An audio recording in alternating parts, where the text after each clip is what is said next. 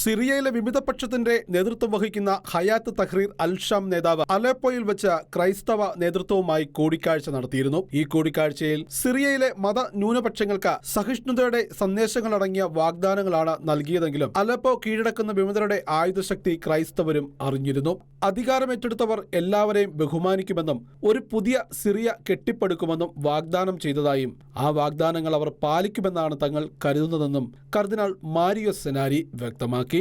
അതേസമയം ബാത്തിസ്റ്റ് ഭരണകൂടം നടത്തിയ രക്തരൂക്ഷിതമായ അക്രമത്തിന്റെയും പീഡനത്തിന്റെയും ഫലമായി രാജ്യത്തുള്ളവരും മറ്റു നാടുകളിൽ അഭയം തേടിയ സിറിയക്കാരും മത ന്യൂനപക്ഷങ്ങളിൽപ്പെട്ടവർ അസദ് ഭരണകൂടത്തിന്റെ അന്ത്യം സന്തോഷത്തോടെയാണ് വരവേറ്റത്.